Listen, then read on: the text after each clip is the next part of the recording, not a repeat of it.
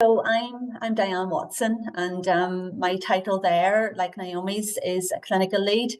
However, my background is occupational therapy. So I have worked in regular brain injury services for many years, but in the last few years I've decided to specialise in this area, alcohol-related brain injury. So today I'm going to be covering with my colleague Naomi what is alcohol-related brain injury, the prevalence and the effects and the treatment, and we're going to really be talking about our service in Northern Ireland. Next slide, Anita.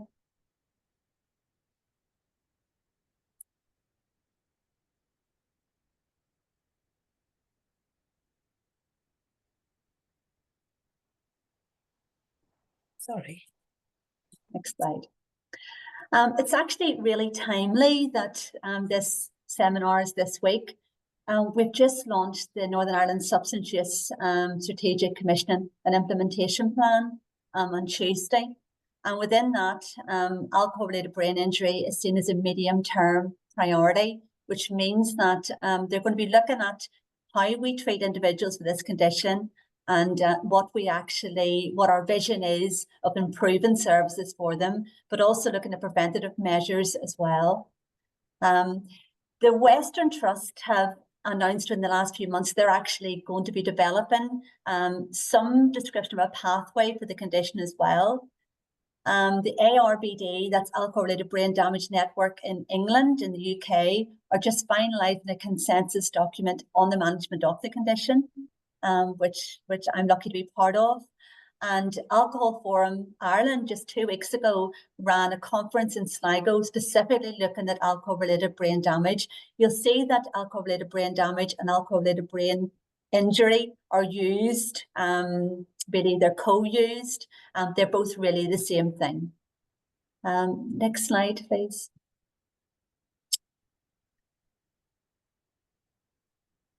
So what is it? And I suppose, first of all, just to dispel one of the myths.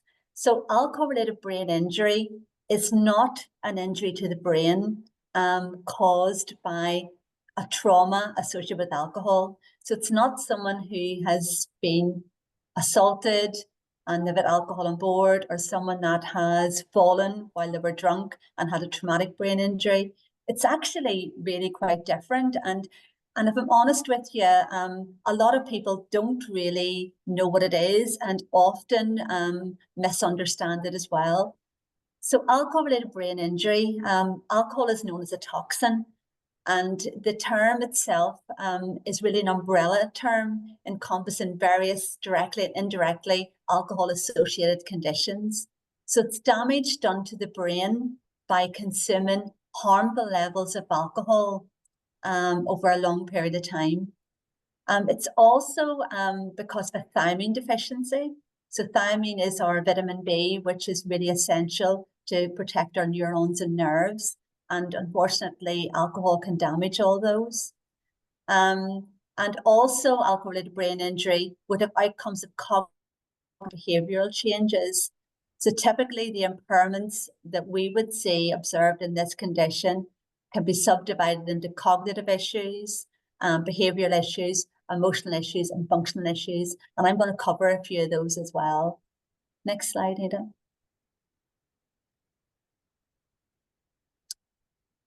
So this is a really fancy graph or diagram really explaining the umbrella term that I mentioned.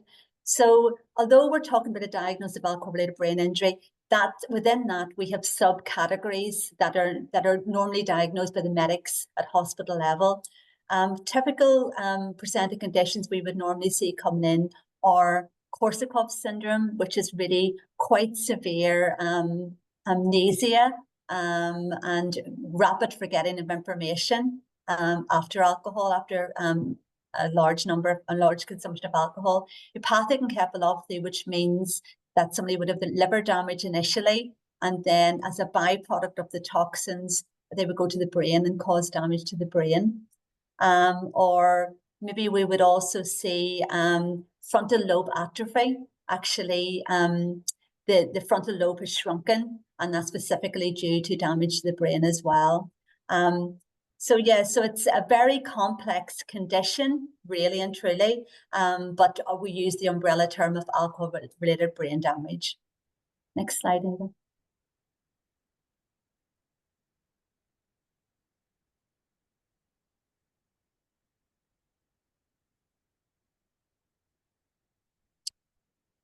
So within Northern Ireland, really up until the last number of years, we didn't do an awful lot with this condition at all. Well, I'm saying within Northern Ireland, actually worldwide, we didn't do an awful lot with it.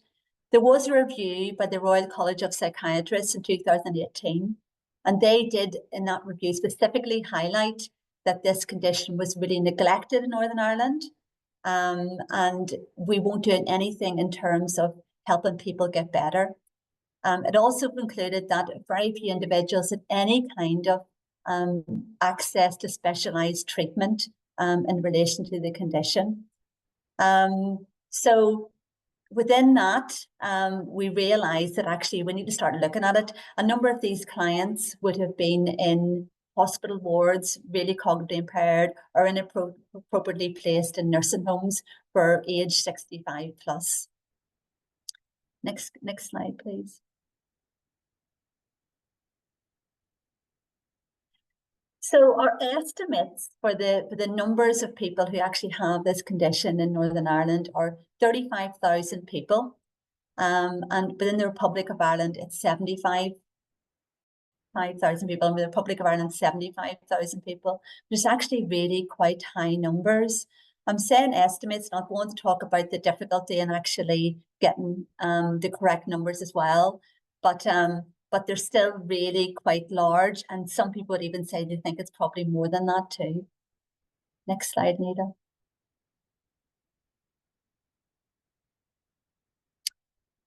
So we do know that 2 of the general public will develop an alcohol, 2 in 100 of the general public will actually develop an alcohol-related condition. That's 2%, which is really quite high.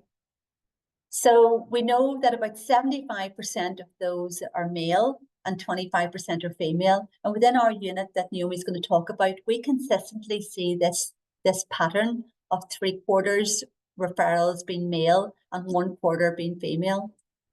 The average age of diagnosis is about 55, although saying that we are getting people coming in younger at this stage. And women tend to be diagnosed earlier than men. So we've had some women with a diagnosis in their late 30s, early 40s.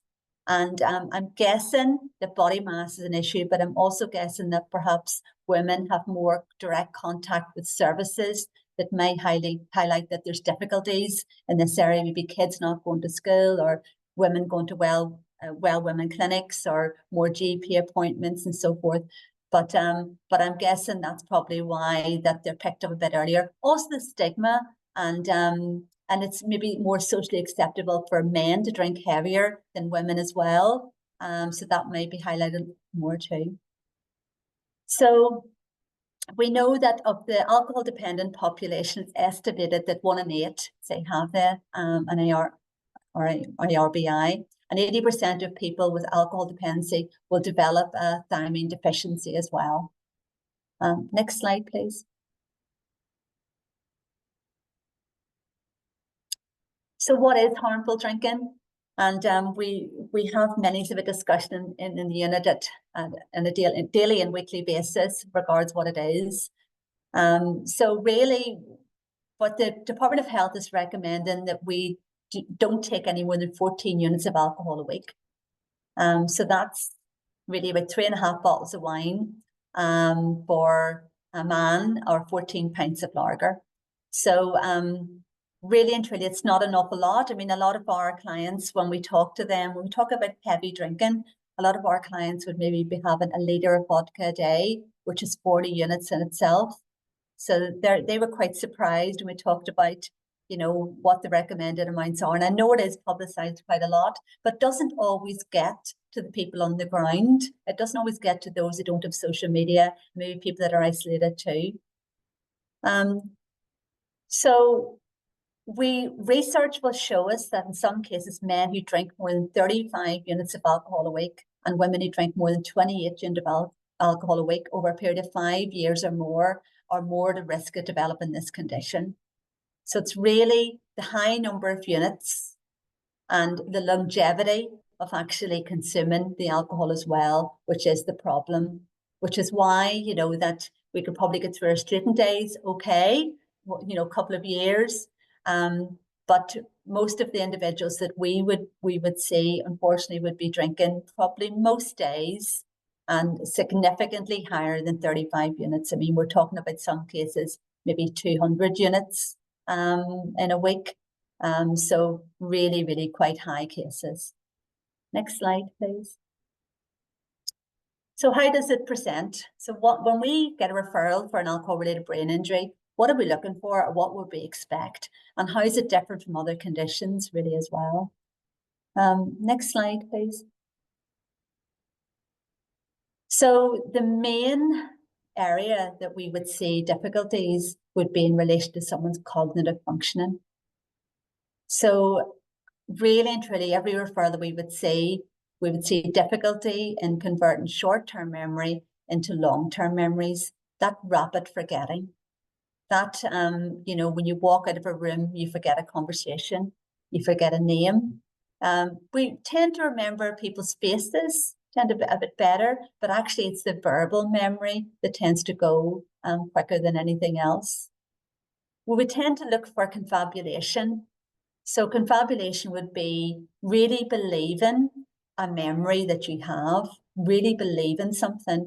So, for example, I had a gentleman the other day who was absolutely convinced that he had ran the New York Marathon.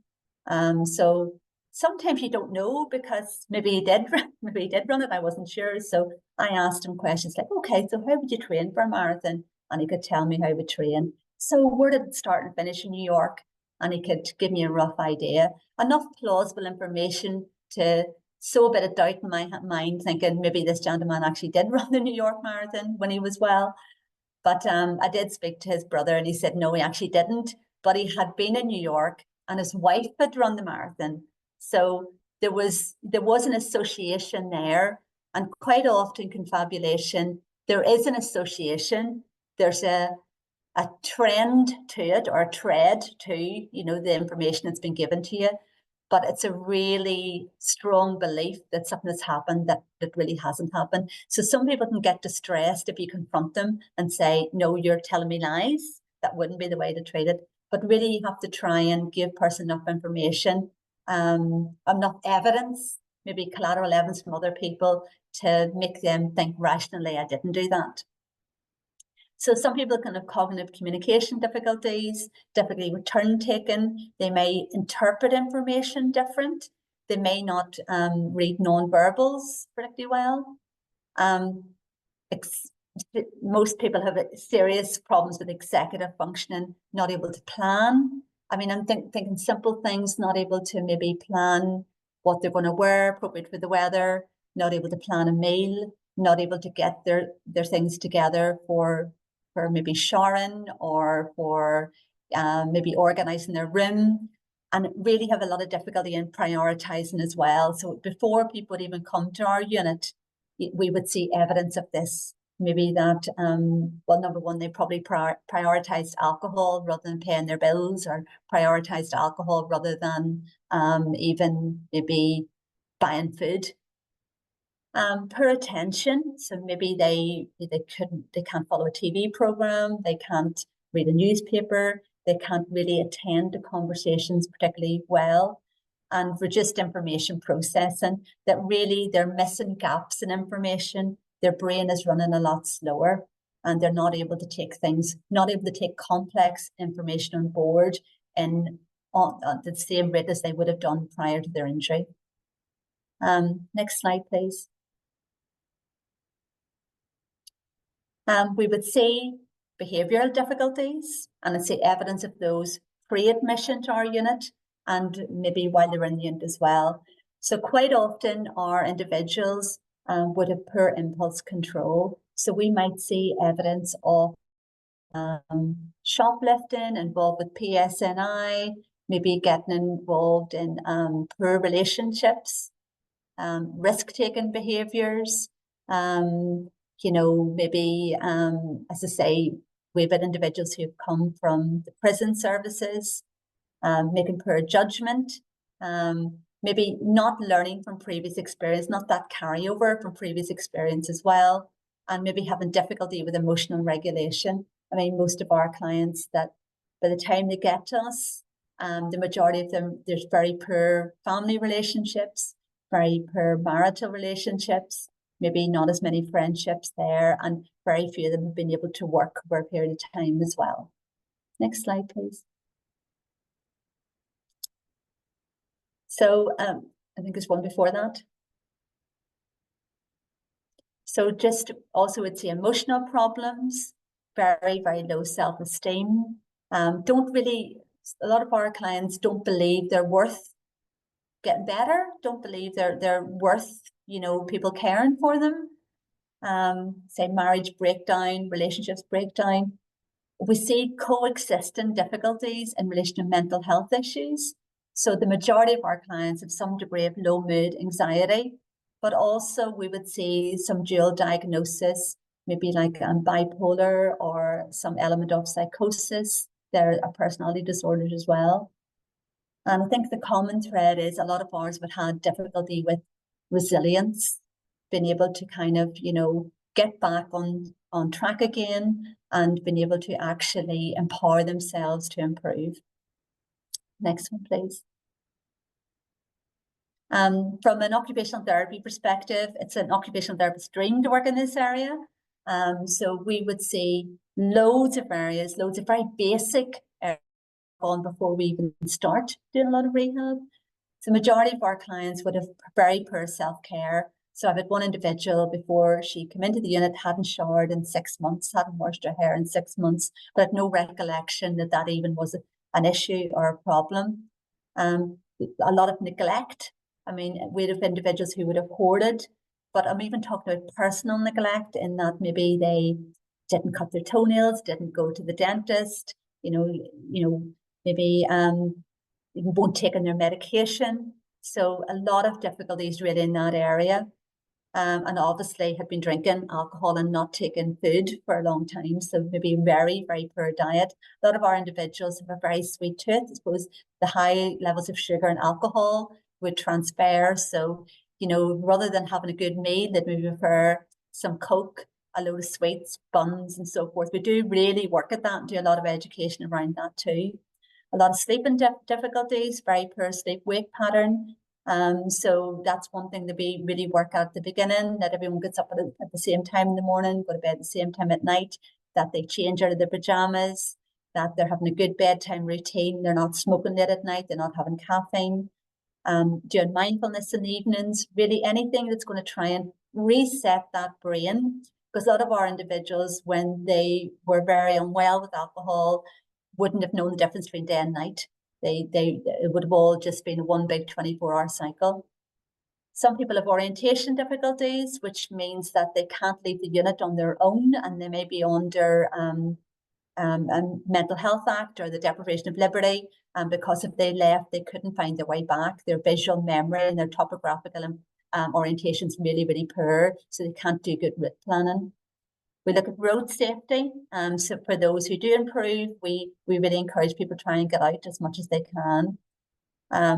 Some people have had lots of difficulty over the years with medication compliance, and there's a good chance people, even when they move on from us, will still need support for that. And a lot of them have really, really poor safety awareness. So some can live on their own when they leave. Some may not be able to live on their own. Some may still need a good package of care. But at least we're at the stage we can identify that. Next slide, please. So the prevalence, and this was an interesting one to try and get some facts and figures, because it wasn't really easy. So for me to get some prevalence figures, I had to contact my colleagues over in England, and I had to contact Statistics Department, the Department of Health here as well.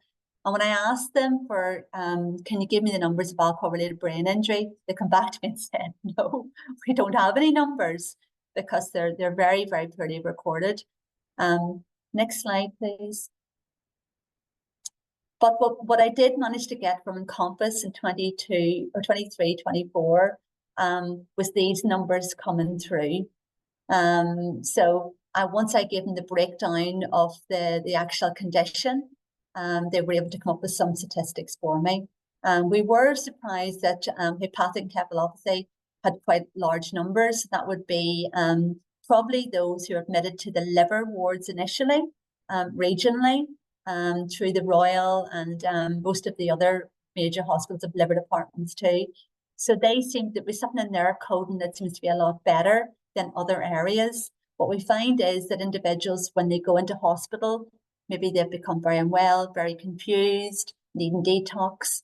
Actually, they go with a secondary condition. Maybe they've fallen, maybe they've fractured an arm, or maybe they're found unconscious or whatever, or off their feet, or maybe thoughts of life not worth living. So the initial coding doesn't take alcohol-related brain injury into consideration. It's only when people are in hospital for maybe a long period of time and they're slow to rehab, and some of the medics say, do you know what, maybe we should scan this person's brain because they're really confused. And at that stage then, we come up with a diagnosis of alcohol-related brain injury. But as I say, the initial coding isn't there. Next slide, please. So and this is the interesting thing. So to try and find prevalence, we're looking at studies which are still 30 years old. So this study here, it was a post-mortem studies, and it looked at 4 different countries, and it did find a prevalence rate of 1.5. But I said they're 30 years old. There's so little research done in the last 30 years in this area, which is really what we want to get across, that it's a golden opportunity for people who really would like to be forerunners in this condition. Next, please. So we know that Scotland has really high rates of alcohol-related brain injury. We know that. But I'm wondering, is that because it's been identified particularly well? There's a really good alcohol-related brain injury service within Glasgow, and I think a lot of the research is really coming from them, and they've been forerunners in it, because we can see that in the homeless population, they're talking about rates being as high as 14%, which is really, really quite high. And Australia, a good bit lower, it's 0.015%. Northern Ireland, 0.14%, Finland, 0.005%, and you can see the rest of them there. But a recent study in France suggested that 38.9% of early onset dementia cases could be alcohol related. So, I mean, that's really quite worrying. Those that are developing Alzheimer's, that maybe, or they're being diagnosed with Alzheimer's, maybe it's actually alcohol related brain injury and looked upon as Alzheimer's, but it's just interesting statistics. Next, please. So are the figures correct? No, they're not correct. They're definitely not correct. And again, it's the issues with coding. It's the issues with maybe the homeless population. It's actually assessing people in the first place. So we would estimate that the figures are probably a lot more than this really as well. Next slide, please.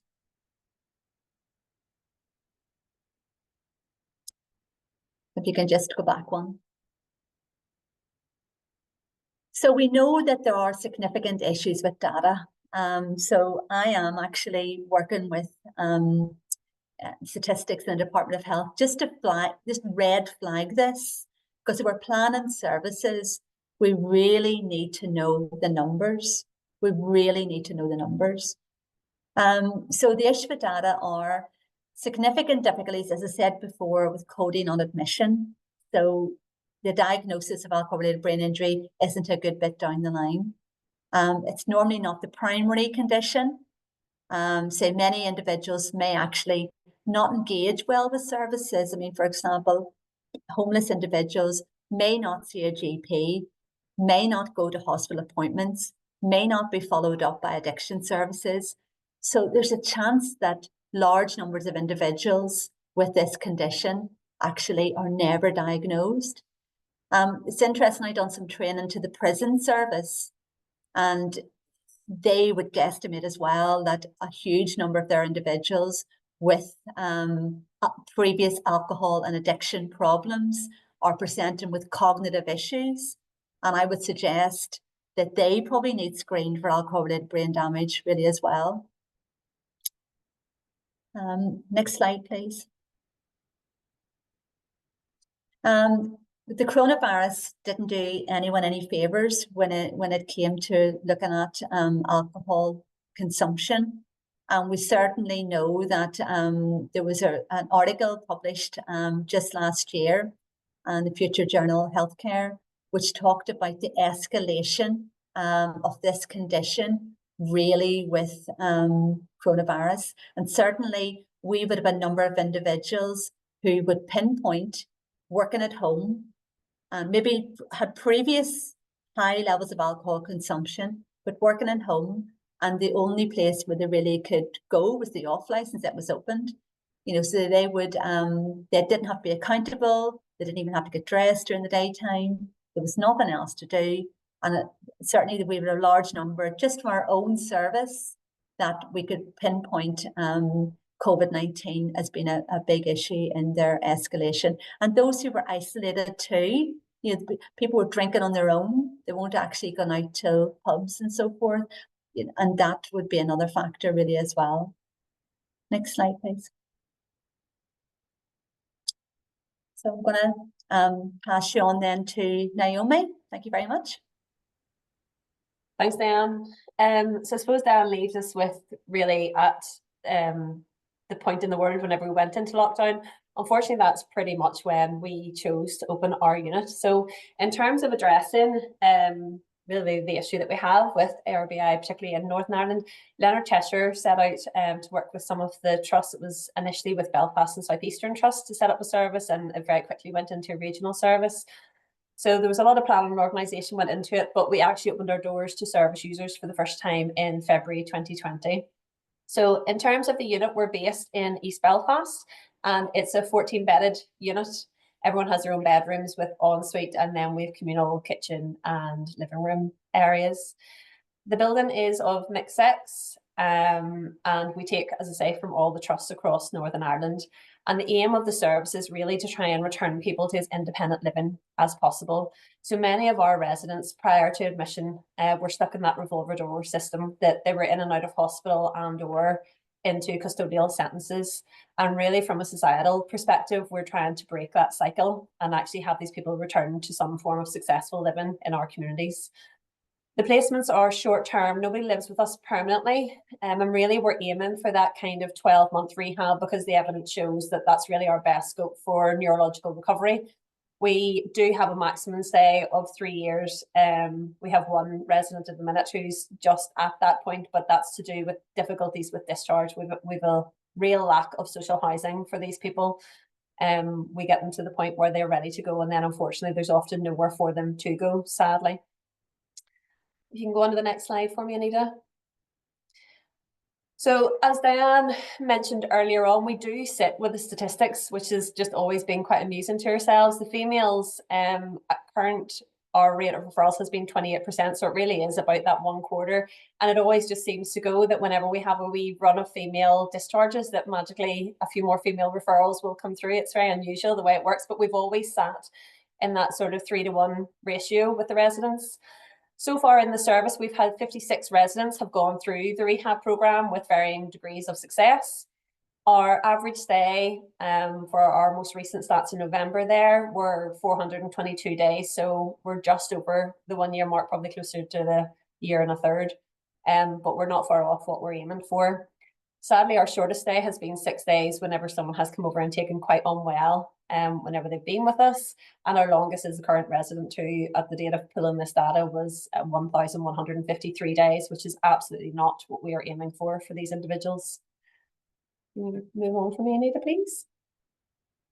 So what is it that we actually do in the unit? Prior to our opening, there was no alcohol-related brain injury specific services in Northern Ireland. So what we often seen was that they were declined referrals into community brain injury services because they've got an addiction issue and a mental health issue, so they don't deem that as the priority need. The mental health services will try to offer appointments, and then whenever people don't show up to 2 or 3, they're automatically discharged. But if we have individuals with cognitive impairments who turn up on the wrong day or the wrong time in the wrong place, that's really difficult to manage. And then again, whenever people go to addiction services, they highlight the cognitive impairment, and that actually traditional addiction management strategies don't work whenever you have this underlying brain condition. So it's been really complicated in terms of trying to meet all of those needs. So what the unit does try to do is to address all of those areas. I think initially whenever the proposal was put together, and it was a neuropsychologist who was on the working group for that, it really did set itself out as a cognitive rehab unit. What we quickly realised was that actually that doesn't work unless we address the mental health and the addiction issues also, because they're codependent on each other. So within the unit, we have rehab assistants. We don't have any support workers in the unit. And that is because the rehab starts the minute people open their eyes in the morning. This is not a wait for therapists and clinicians to come in to do the work. Everything we do is targeted towards rehab. At current, I would be the only qualified clinician in the building for the actual in-service unit. Diane obviously leads the outreach project there, and I'm an occupational therapist by background. So my background very similar to Diane in terms of working in the community brain injury services within Northern Ireland and in Belfast, and also working with Brain Injury Matters as another charity organisation. I have a clinical assistant who has her psychology masters. And then outside of that, I have a team which we have called the transitional team. This is basically a body of independent clinicians that I can call upon to come in to do a session on a needs basis. So generally whenever people come in, they'll have the full works done, and then we review outcome measures on a 6-monthly basis. So in terms of that team, I have neuropsychology, neurophysio, speech and language therapy of 2 different ones, one for communication and one for swallow, and a range of occupational therapists, all with neuro experience. So whenever someone comes into the unit, we, as I say, we try to do their full assessments with them, and then I'll pull all those reports together, and then just from the history that we've got from family and the person's particular interests, we'll do individual goal plans and rehabilitation plans for them, which will be regularly reviewed. So everything we're doing is very targeted, but there's no set plan that everyone follows. As such, we have group activities within the unit, but again, they will be broken into different service users, will be put into different groups for things, and there's certainly no 2 people will have the same goal or rehab plan. It's all individualized. And while we're there, we try to keep it as meaningful as possible, and we do look at the full range of occupations. I suppose obviously with myself and Diane both being from OT backgrounds, we're quite passionate about that actually fundamentally people have become unwell because their performance in their occupations has been failing them. They haven't prioritized things that should have been priorities for them, and they lack that routine and structure in their week. So we focus on their personal care and their domestic tasks, so their activities of daily living. We look to try and engage people as much as possible in social opportunities, be that linking in with family and friends again, or social activities with the other residents within the unit. Big push on trying to get people as physically active as possible. We have a number of residents that would have gym memberships and go swimming regularly, and certainly would be out for walks on a daily basis and things. And also for those at the higher level of functioning, we aim to get them back into some form of employment, most likely voluntary. But some have managed to go back to lower level paid employment. Will you pop me on again, Anita? So just touching a bit on what Diane has obviously covered in her slides earlier, but what we know is that there's key areas of the brain that are particularly susceptible to damage from alcohol. The cerebellum at the back, we do see a smaller number of people with this type of impairment, but we would have some individuals within the unit who would have mobility aids, so walking may still be problematic for them, and coordination and sort of those fine motor skills. The main issues that we tend to see, though, are the memory difficulties and the executive function skills, really, from those sort of frontal lobe damage and the hippocampal damage. So again, as Diane touched on, we have people who are real difficulty in retaining new information. And this could be really confusing for carers and even the individuals themselves, because they will often have very clear recall of information prior to their diagnosis. And this can be very confusing because people may be able to recall what primary school they went to and who their next door neighbour is and recognise friends and family whenever they pop in. But it's that ability to learn something new is very difficult for these individuals. In terms of the executive function issues as well, this is really essential in terms of dictating who is safe and who is not safe to return home. We need people moving back into the community to be able to make decisions relatively quickly, to measure up risks and make judgments on things. And if those skills don't return, it's really difficult to incorporate people back into their own homes again. You put me on another slide, Anita. So we offer an extremely wide range of rehab activities, and I've tried just to give a couple of brief groups of them here, but our primary one is developing that routine and structure, which is just essential for everyone. So we try to work really hard and making sure that people get up at a set time each day. Now there's variation between some individuals. Some are early risers by nature and some like to lay on a bit later, but we try to ensure that certainly we're distinguishing, as Diane says, that concept of day and night are two separate entities. Within that as well, we do try to enforce regular structure in terms of each day has a difference as well. We don't want every day to just be the same. We encourage personal care as much as possible, and that's not just literally throwing yourself in the shower, but things like making sure clothing's actually changed, because again, it's hard for some of our residents actually to remember what they wore yesterday and even distinguish between what is clean and what is not for putting back on again. Things like dental hygiene, nail hygiene, all those sorts of things, people tend to overlook the minutiae with those. So it's a real process of trying to highlight the importance of those things for individuals in terms of their health. Everyone in the unit has domestic responsibilities unless they're physically unable to participate in them. And that's not because we're too shy of spending to actually bring in a cleaner into the unit. It's to give people that responsibility. These are all adults, and like you and I, unfortunately, we do our laundry and we tidy our own spaces and we keep around us clean.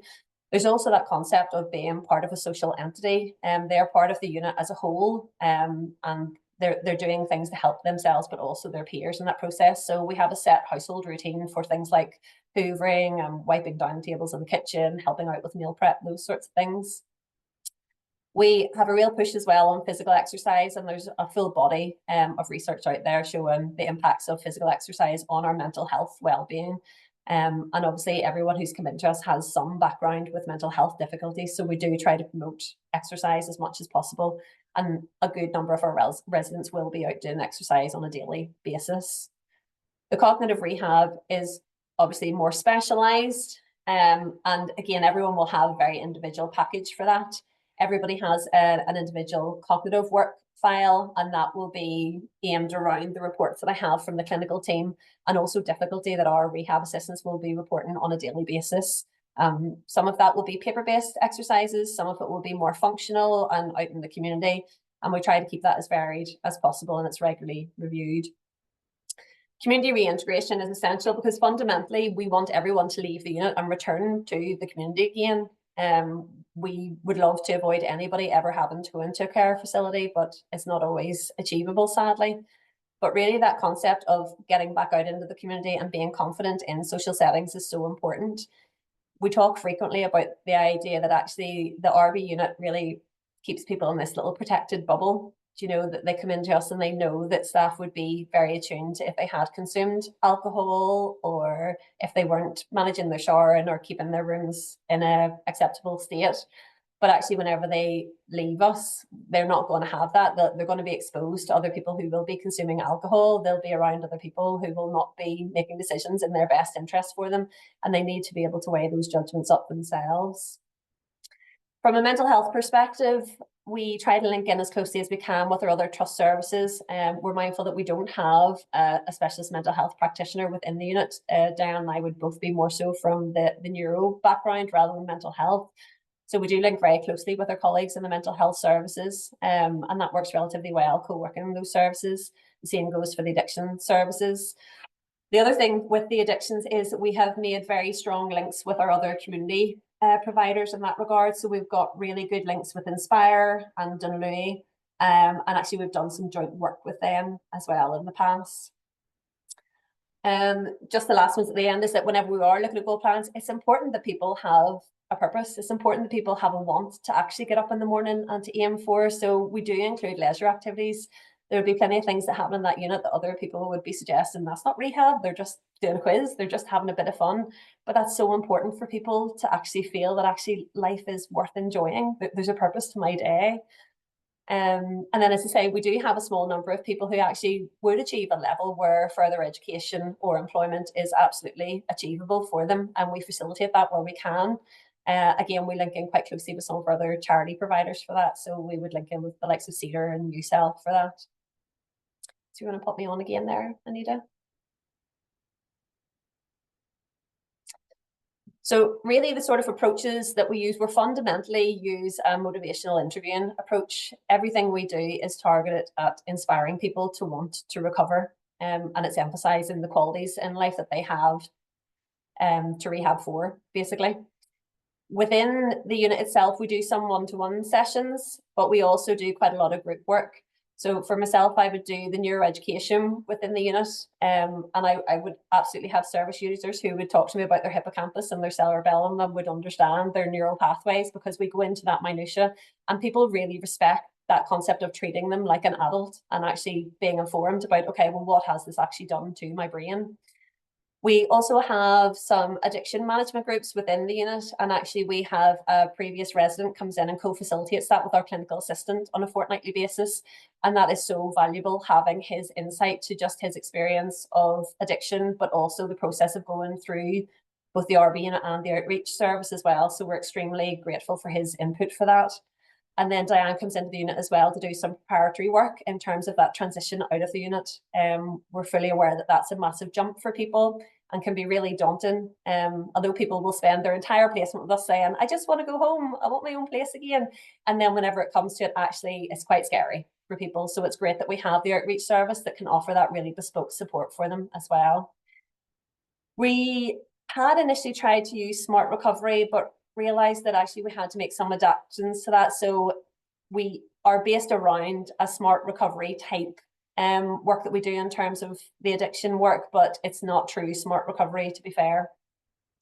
And then, as I've already mentioned, we use a lot of other charity services out there to ensure that people have other structure and routine in their week. And that might be other counselling services, it could be other physical health groups, or it could just be social groups within the community.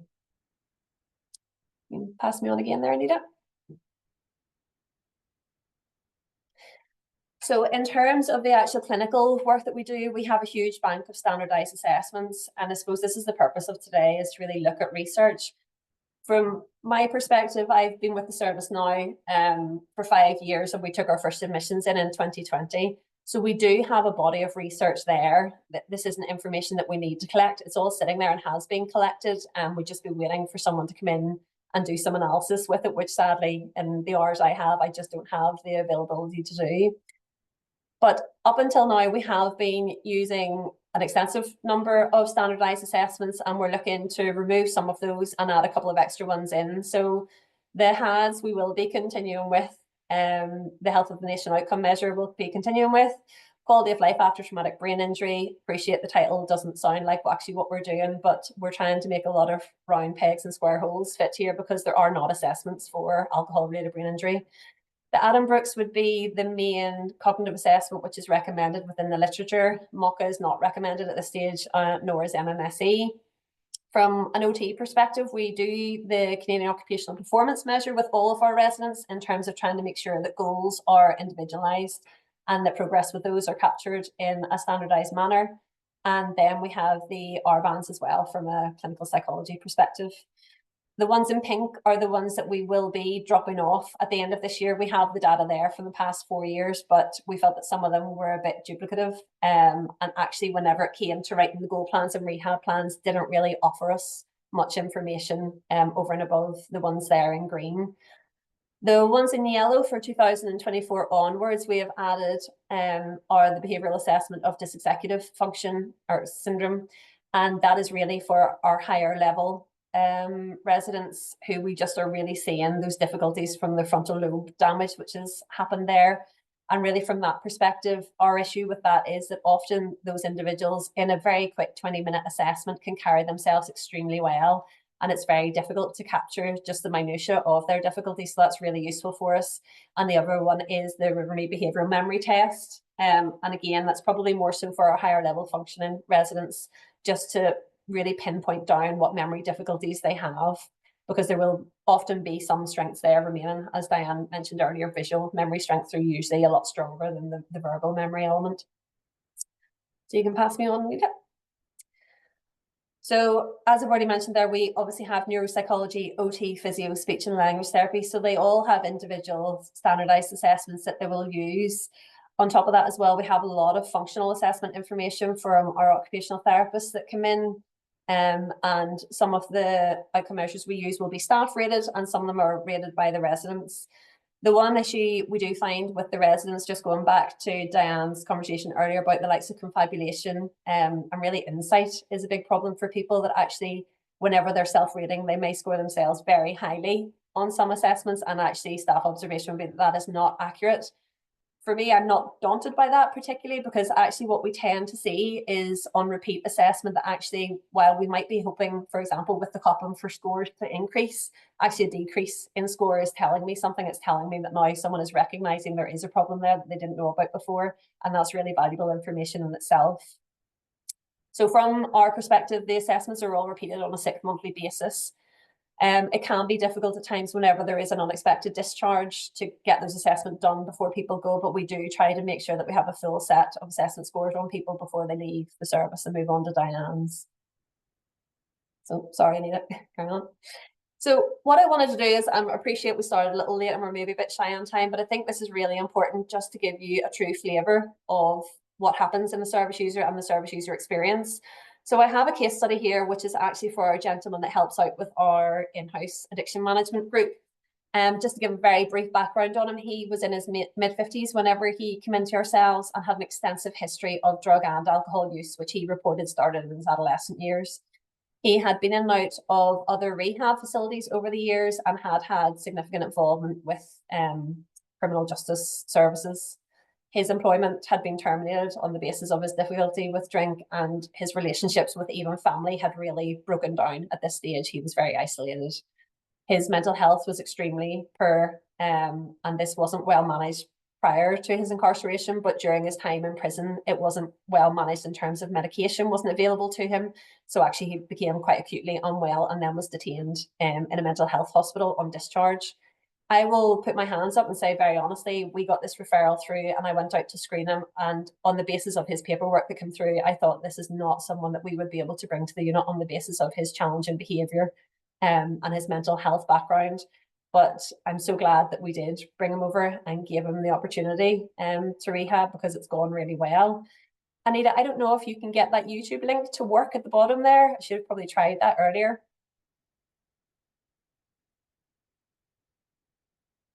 Hopefully you can, but this is a video of him just explaining what he did while he was in the ARBI unit and why it worked for him.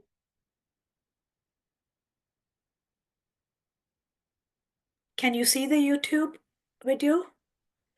I think you might need to end share on this one and then share the YouTube page.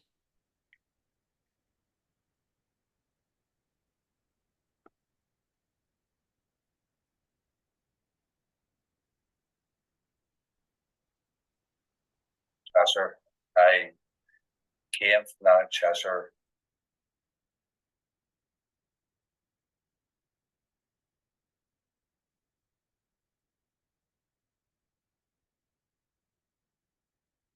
Oh, that's unfortunate. We don't seem to have the audio there, Anita.